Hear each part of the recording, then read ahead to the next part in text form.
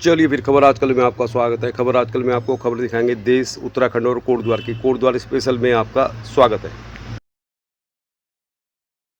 चलिए फिर पहले आपको दिखाते हैं चिल्लरखाल लालढांग मोटर मार्ग कैसा है आजकल, क्या इससे आप जा सकते हैं, और फिर आगे आपको दिखाएंगे कांग्रेस ने जारी किया वीडियो। तो कुछ दिनों पहले विधायक कोटद्वार रितु खंडूरी भूषण ने कहा कि उन्होंने कोटद्वार में 1000 करोड़ का काम कराया है, और अब इसको लेकर ऐसा लग रहा है कि कांग्रेस ने भी जवाब दे दिया है कि पूर्व मंत्री ने कोटद्वार में क्या क्या कराया। आगे दिखाते हैं। चलिए फिर आगे देखिए कोटद्वार में कांग्रेस का वीडियो कैसा है और लालढांग मोटर मार्ग कैसा है, दोनों खबर एक साथ देखिए।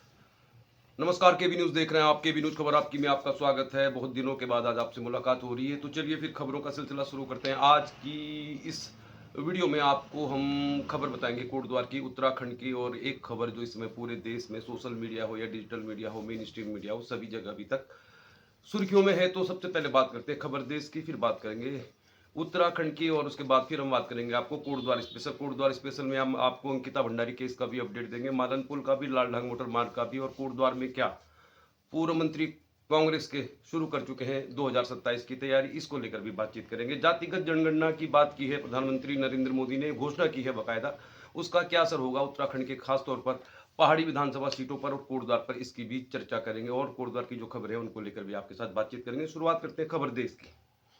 खबर देश की में आपका स्वागत है।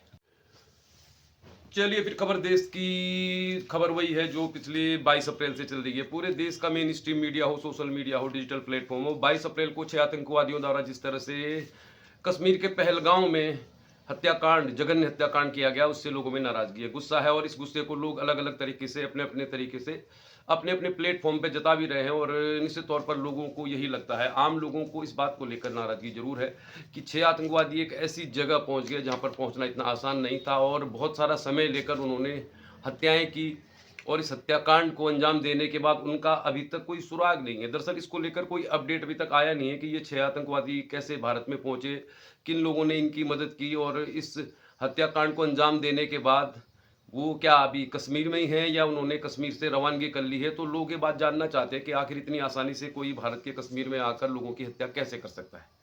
इसकी नाराजगी और इसका गुस्सा दिखाई दे रहा है। बहुत से प्लेटफॉर्म पे बहुत सारे लोग बहुत तीखे अंदाज में इस पर नाराजगी जता रहे हैं, सरकार पर सवाल उठा रहे हैं। तो उनमें से कुछ लोगों के ऊपर कार्रवाई भी हो रही है, और एक चैनल 4PM जिसके 70 लाख से ज़्यादा सब्सक्राइबर हैं, संजय शर्मा इस चैनल को चलाते हैं, इसको बंद कर दिया गया है। और इसके अलावा नेहा सिंह राठौड़ जो लगातार सरकार पर बयान पे बयान दे रही थी, उनके खिलाफ भी FIR हो गई है। ऐसा हमें मालूम चला है कि कलकत्ता के एक प्रोफेसर के ऊपर भी FIR दर्ज हो गई है।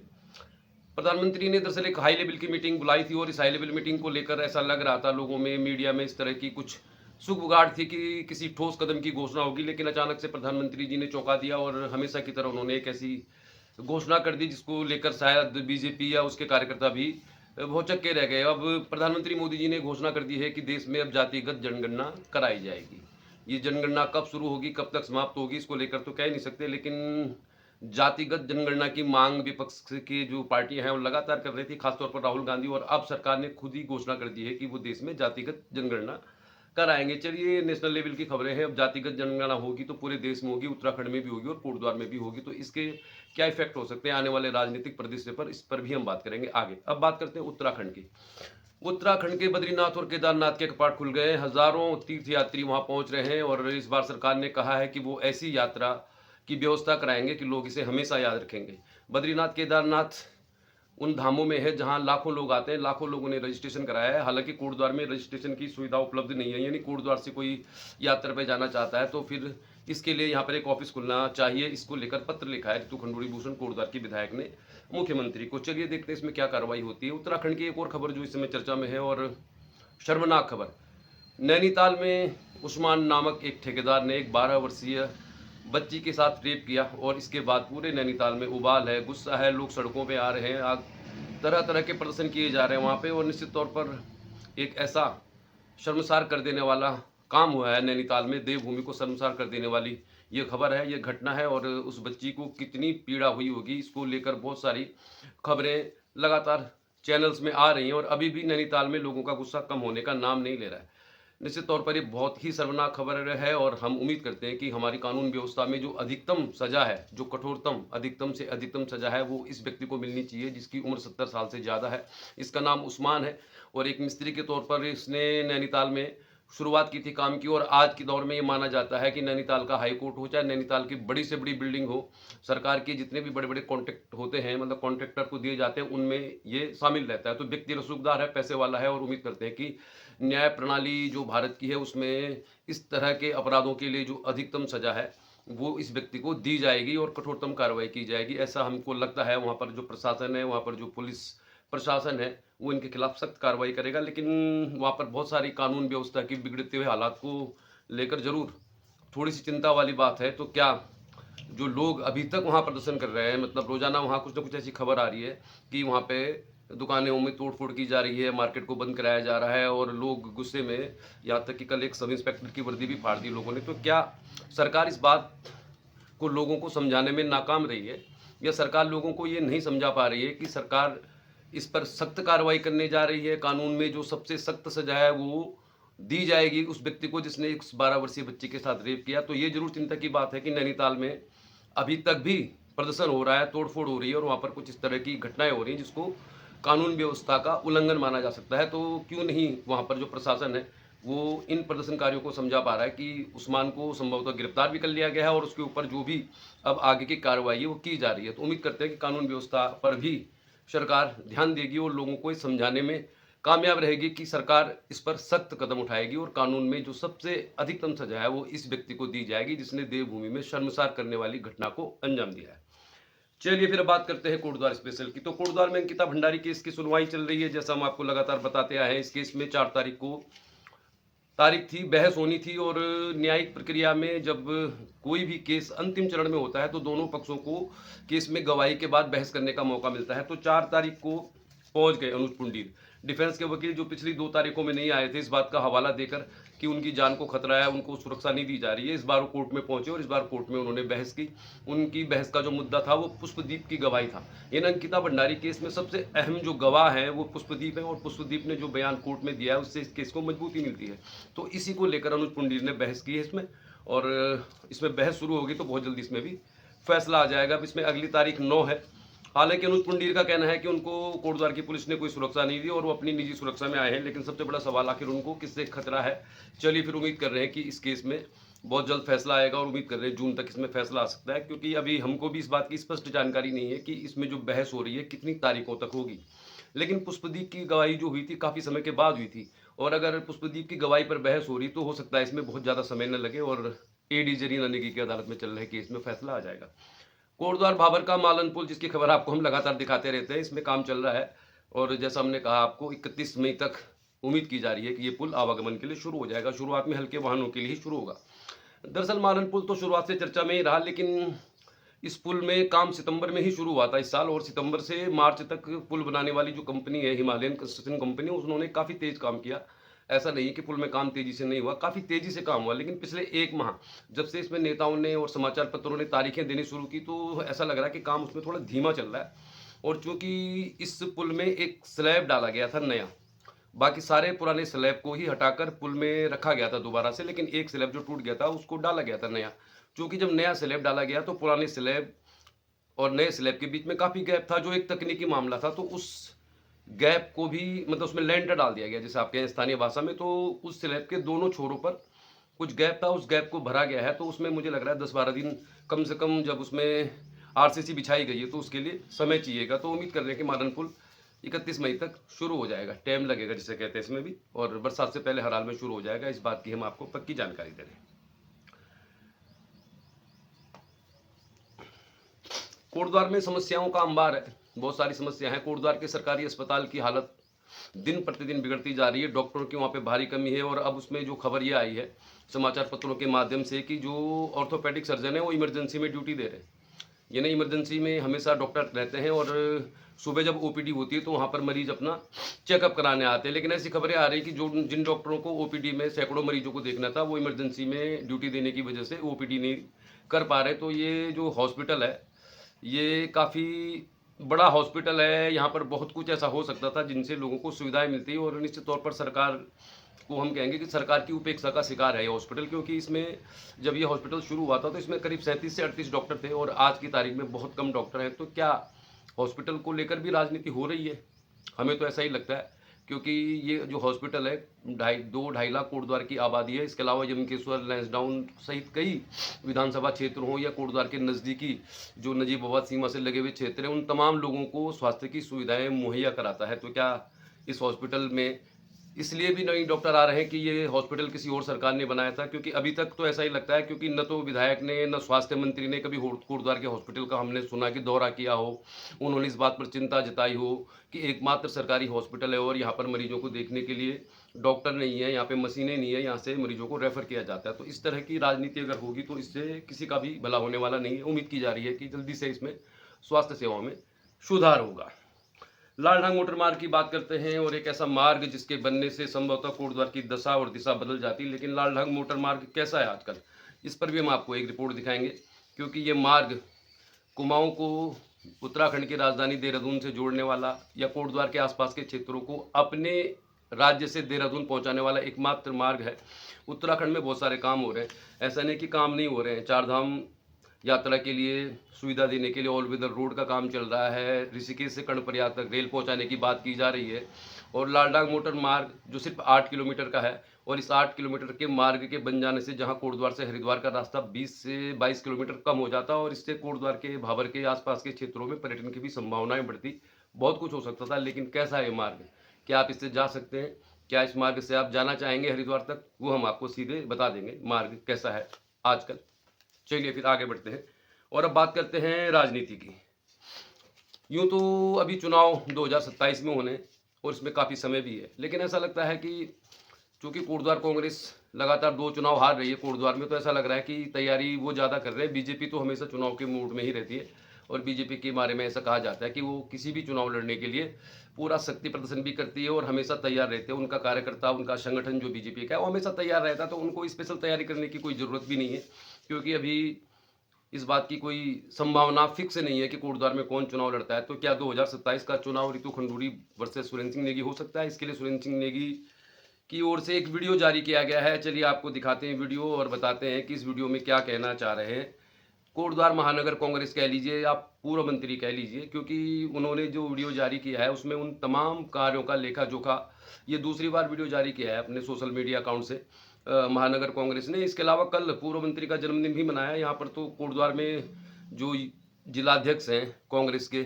युवा जिलाध्यक्ष विजय रावत, उनके साथियों ने ब्लड डोनेट किया। ये अच्छा काम है, रक्तदान करके उन्होंने पूर्व मंत्री का जो है जन्मदिन मनाया। और निश्चित तौर पर ये जो तैयारी चल रही है, ये सुगबुगाहट शुरू हो गई है चुनाव की। और जैसा हम कह रहे थे आपको कि अब प्रधानमंत्री मोदी जी ने खुद ही घोषणा कर दी है कि जातिगत जनगणना कराएंगे वो। इससे पहले इस मुद्दे को जब राहुल गांधी उठाते रहे तो अनुराग ठाकुर हों चाहे नितिन गडकरी हों, बहुत सारे मंत्री नेता इसका मजाक भी उड़ाते रहे और तरह तरह की टिप्पणियां भी करते रहे। लेकिन अब ये फैसला ले लिया गया है, इसको लेकर बहुत कयास लगाए जा रहे हैं। लेकिन दरअसल इससे होगा क्या, कोटद्वार की राजनीति में या उत्तराखंड के पहाड़ की राजनीति में इसका क्या फर्क पड़ेगा, इसको लेकर थोड़ी सी बात करते हैं, फिर आगे आपको दिखाते हैं। पूर्व मंत्री सुरेंद्र सिंह नेगी ने जारी किया है जो वीडियो, वो काम जो उन्होंने गिनाए हैं, तो क्या इसके जवाब में बीजेपी भी कोई ये वीडियो जारी करेगी? क्योंकि विधायक विधानसभा अध्यक्ष रितु खंडूरी भूषण ने जब से कहा है कि उन्होंने कोटद्वार में 1000 करोड़ के काम कराए हैं, तो फिर तब से सोशल मीडिया में इसको लेकर काफ़ी चर्चा हो रही है। और अब मुझे लग रहा है कि 1000 करोड़ का काम, तो उसको डिटेल में तो अभी मुझे लग रहा है लोगों पे जानकारी नहीं है, लेकिन उसके जवाब में वीडियो जारी कर दिया गया है। क्या है इस वीडियो में वो हम आपको बताएंगे। जातिगत जनगणना होगी तो पूरे देश में होगी, और उत्तराखंड की बात करेंगे हम, कोटद्वार की बात करेंगे, तो इसका मतलब यही है कि किसी भी क्षेत्र में किस जाति के लोग रहते हैं। उत्तराखंड के खासतौर पे पहाड़ी विधानसभाओं की बात करें तो इस जातिगत जनगणना के बाद पूरी लिस्ट सार्वजनिक हो जाएगी कि कोटद्वार विधानसभा में कितने ठाकुर हैं, कितने ब्राह्मण हैं, कितने दलित हैं, कितने अनुसूचित जाति के हैं, कितने अनुसूचित जनजाति के हैं, कितने मुस्लिम हैं, कितने पंजाबी हैं, कितने वैश्य हैं। इस तरह की जो पूरी जानकारी है लोगों के पास उपलब्ध रहेगी। हालांकि नेताओं के पास ये जानकारी पहले से ही होती है, और जो राजनीति की बिसात बिछाई जाती है वो इसी जातिगत समीकरण के आधार पर ही बिछाई जाती है। तो आने वाले समय में निश्चित तौर पर जिनकी संख्या ज़्यादा होगी, अब ये तो जातिगत जनगणना के बाद ही मालूम चलेगा कि किस क्षेत्र में किस जाति के लोग ज़्यादा हैं, तो निश्चित तौर पर हिस्सेदारी की मांग भी होगी और पार्टियों के अंदर इस तरह की भी मांग की जाएगी कि उनकी जाति के लोग ज़्यादा हैं, इसलिए उनको मौका मिलना चाहिए। तो अब कह नहीं सकते कि आने वाले समय में इसका क्या फ़र्क पड़ेगा राजनीति पे, विकास पे। तो चलिए फिर आज के लिए इतना ही, आगे आपको बताते हैं क्या पूर्व मंत्री ने कर दी है शुरू तैयारी, और कल आपको दिखाएंगे बैंड बाजा बारात तैयार है, केवी न्यूज़ की खास पेशकश। आजकल सबसे बड़ी समस्या जो युवाओं के सामने आ रही है, दुल्हन का इंतज़ार करना पड़ रहा है, चाहे वो कितनी ही अच्छी नौकरी करते हो, खास तौर पर प्राइवेट में, चाहे वो कितना बड़ा जॉब कर रहे हैं, उनको दुल्हन आसानी से मिल नहीं रही है। केवल सरकारी नौकरी में जो लोग हैं उनको हम बताओ इस तरह की मुश्किल का सामना नहीं करना पड़ रहा, लेकिन पूरे उत्तराखंड में, पहाड़ में और कोटद्वार में भी ये समस्या बहुत ज़्यादा है। 30 साल से 40 साल तक की उम्र तक पहुंचने वाले युवाओं की संख्या हज़ारों में पहुंचती जा रही है, और इनमें वो भी शामिल हैं जो बहुत अच्छे जॉब पर हैं, और इनमें वो भी शामिल हैं जो थोड़ा कम कमाते हैं। तो सभी के लिए दुल्हन का जो इंतज़ार है बहुत लंबा खिंचता जा रहा है। तो क्यों है ये समस्या, और ये समस्या आने वाले समय में क्या बढ़ेगी या कम होगी, इसको लेकर हम खास एपिसोड कल डालेंगे बैंड बाजा 12। चलिए फिर पहले आपको दिखाते हैं चिल्लरखाल लालढांग मोटर मार्ग कैसा है आजकल, क्या इससे आप जा सकते हैं, और फिर आगे आपको दिखाएंगे कांग्रेस ने जारी किया वीडियो। तो कुछ दिनों पहले विधायक कोटद्वार रितु खंडूरी भूषण ने कहा कि उन्होंने कोटद्वार में 1000 करोड़ का काम कराया है, और अब इसको लेकर ऐसा लग रहा है कि कांग्रेस ने भी जवाब दे दिया है कि पूर्व मंत्री ने कोटद्वार में क्या क्या कराया। आगे दिखाते हैं। चलिए फिर आगे देखिए कोटद्वार में कांग्रेस का वीडियो कैसा है और लालढांग मोटर मार्ग कैसा है, दोनों खबर एक साथ देखिए। चलिए फिर आपको दिखाते हैं लालढांग चिल्लरखाल मोटर मार्ग कैसा है आजकल। एक ऐसा मार्ग जिसके बनने से पूरे कोटद्वार की कायाकल्प हो जाती। कोटद्वार में बहुत सारे विकास के आयाम जुड़ते, लेकिन ऐसा लग रहा है सरकार ने इस पर आंखें मूंद ली हैं, और सरकार इस मार्ग को लेकर कुछ कहने को तैयार नहीं है। चाहे विधायक हो, चाहे वन मंत्री हो, चाहे कोई और भी हो, तो ये मार्ग बेहद खस्ता हाल है, बेहद ख़राब है। चिल्लरखाल से शुरू होने वाला मार्ग 8 किलोमीटर का है, और इस मार्ग के बनने से कोटद्वार से हरिद्वार की दूरी कम से कम 22 किलोमीटर कम हो जाती। अगर ये लालढांग मोटर मार्ग बनता तो फिर कण्वाश्रम को भी फ़ायदा होता, कण्वाश्रम से महागढ़ जाने का रूट बनता, उसको भी फ़ायदा होता, कोटद्वार के व्यापारियों को भी फ़ायदा होता। लेकिन ये मार्ग बेहद ख़राब है, खस्ता हाल है। वन विभाग इसमें रोज़ाना वसूली कर रहा है, 100 से ज़्यादा गाड़ियाँ लगभग इसमें रोज़ जा रही हैं। 100 रुपये प्रति गाड़ी से भी लिया जा रहा है, तो एक दिन में 10,000 रुपये लिया जा रहा है, एक महीने का 3 लाख रुपये लिया जा रहा है। लेकिन लालढांग चिल्लरखाल मोटर मार्ग बिल्कुल खस्ता हाल है, और ये कोटद्वार की राजनीति पर एक काला धब्बा है। दरअसल इस मार्ग को बनाने के 2 ही ऑप्शन हैं, या तो सुप्रीम कोर्ट में जाकर सरकार पैरवी करे। विधायक जी ने कहा था कि वो पैरवी करेंगी, लेकिन 3 साल होने के बाद भी लालढांग मोटर मार्ग बिल्कुल खस्ता हाल है। वन विभाग पैसे वसूल तो कर रहा है, लेकिन वन विभाग ने इस सड़क में बिल्कुल भी मतलब इसको भरान नहीं किया है, लेबल नहीं किया है। तो सबसे बड़ा सवाल यही है कि 3 लाख रुपए हर महीने अगर आ रहे हैं तो इस मार्ग पे खर्च करने चाहिए। कोटद्वार में राजनीति की उपेक्षा का शिकार है लालढांग चिल्लरखाल मोटर मार्ग, ये बिल्कुल खस्ता हाल है। अगर आपके पास बढ़िया गाड़ी है, एसयूवी गाड़ी है, या फिर आपको मालनपुल के पास से जाने वाले मार्गों से जाने की आदत है, अगर आपको खतरों से भरे हुए मार्गों की जाने की आदत है, तो फिर आप जा सकते हैं। और ये लालढांग चिल्लरखाल मोटर मार्ग बेहद खस्ता हाल है, बहुत ख़राब है, केवल 8 किलोमीटर तक। अगर आप चिल्लरखाल से शुरू करेंगे तो 8 किलोमीटर है लालढांग तक। लालढांग के बाद मोटर मार्ग बिल्कुल शानदार है, और उससे पहले बिल्कुल ख़राब है, और इस पर कुछ भी काम नहीं हो रहा। मार्ग खुला हुआ है, बस भी जा रही हैं, लोग मजबूरी में जा रहे हैं, अब लालढांग वाले भी जा रहे हैं, लेकिन ये सड़क बिल्कुल ख़राब है, और इसके लिए जिम्मेदार है कांग्रेस और बीजेपी की सरकारें। और कांग्रेस ने भी नहीं बनाया, बीजेपी तो इस पर बात करने को ही तैयार नहीं है। तो चिल्लरखाल लालढांग मोटर मार्ग जो कोटद्वार की तस्वीर बदल सकता है, ये बिल्कुल खस्ता हाल है।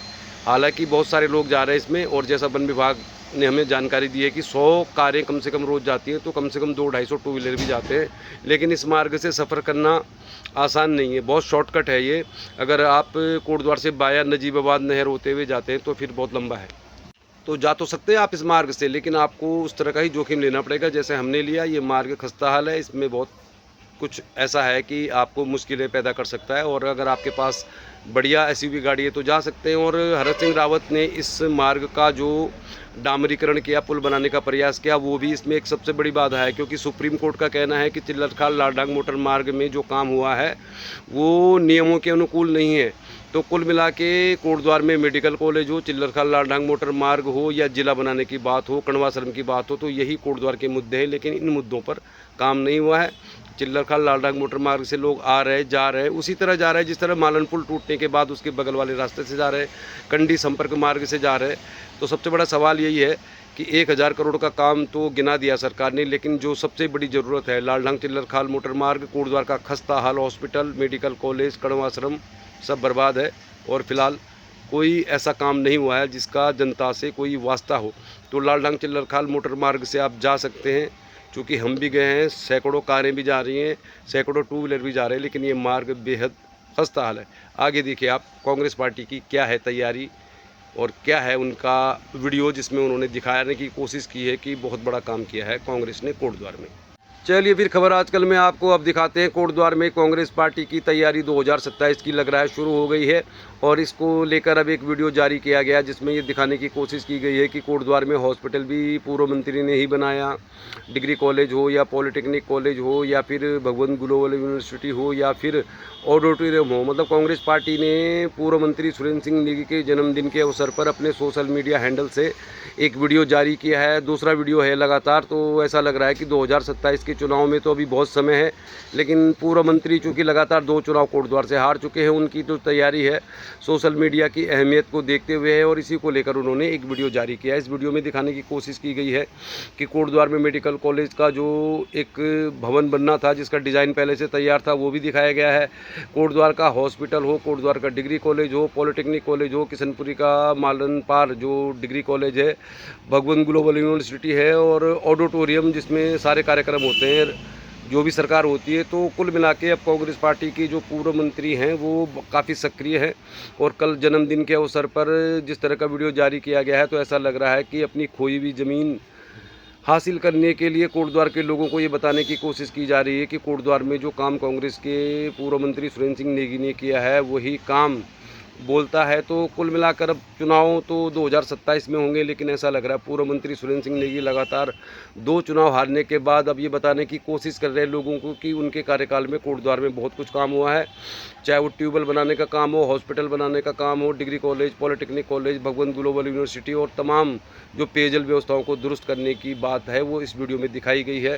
तो अब देखने वाली बात है कि रितु खंडूड़ी भूषण जिन्होंने कहा कि हमने कोटद्वार में 1000 करोड़ का काम किया, तो उस काम के जवाब में कल पूर्व मंत्री के जन्मदिन के अवसर पर बहुत सारे सवाल पूछे गए, उनसे बहुत सारे सवालों का जवाब दिया कांग्रेस पार्टी के कार्यकर्ताओं ने भी।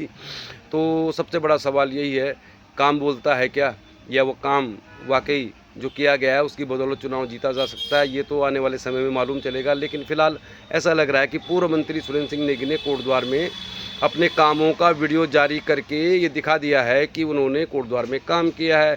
अब काम की बदौलत वोट मिलेगा या नहीं मिलेगा ये तो कह नहीं सकते, लेकिन हाँ, जो काम दिखाए गए हैं उनमें से बहुत सारे जो काम हैं, कुछ तो वीडियो में एडिटिंग की गई है, ग्राफिक का इस्तेमाल किया गया है, लेकिन हाँ, ये ज़रूर है कि हमने जो तहकीकात की है तो इन कामों में कोटद्वार का सरकारी हॉस्पिटल हो या फिर ऑडिटोरियम हो, कोटद्वार में बहुत सारे ट्यूबवेल जो पेयजल मंत्री रहने के दौरान बने, किशनपुरी में डिग्री कॉलेज, पॉलिटेक्निक कॉलेज, भगवंत ग्लोबल यूनिवर्सिटी आदि जो चीज़ें हैं वो तो वाकई इनके कार्यकाल में बनी हैं। लेकिन लाख टके का सवाल, अगर इतना काम किया है तो फिर चुनाव क्यों नहीं जीते।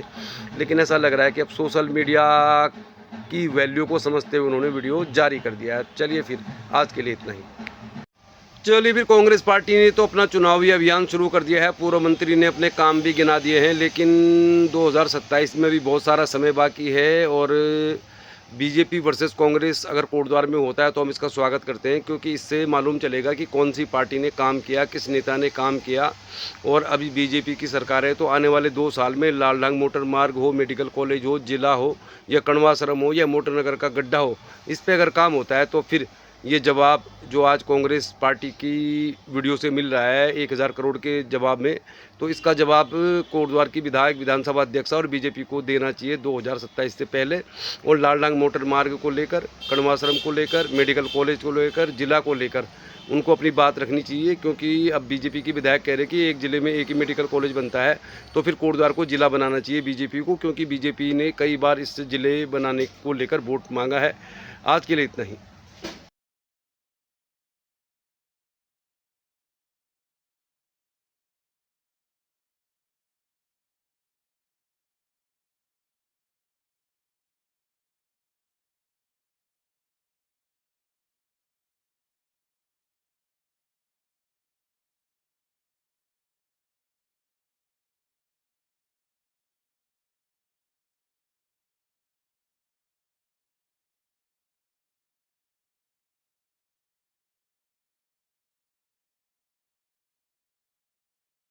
साथ देखते रहिए केबी न्यूज़। चैनल को सब्सक्राइब कीजिए, शेयर कीजिए, कमेंट भी कीजिए और बेल आइकन भी दबा लीजिए कह रही आप, क्योंकि आजकल बहुत लोग कह रहे हैं कि आप न्यूज़ नहीं डाल रहे हो, मतलब उनको नोटिफिकेशन नहीं आ रहा है। तो थोड़ा सा सोशल मीडिया पे कंट्रोल भी है आजकल, लेकिन फिर भी हमें कहेंगे कि आप अगर बेल आइकन भी दबा देंगे तो आपको नोटिफिकेशन आ जाएगा। ये नहीं कि जब हम वीडियो डालेंगे तो आपको मैसेज आएगा। चलिए आज के लिए इतना ही। देखते रहिए केबी न्यूज़, खबर आपकी। नमस्कार। बहुत बहुत धन्यवाद केबी न्यूज़ को देखने के लिए। केबी न्यूज़ खबर आपकी को सब्सक्राइब करें, शेयर करें, कमेंट भी करें, क्योंकि हम दिखाते हैं आपको खबर पहाड़ की, खबर उत्तराखंड की, खबर खेल, राजनीति, मनोरंजन एवं सामाजिक सरोकारों की। बहुत बहुत धन्यवाद।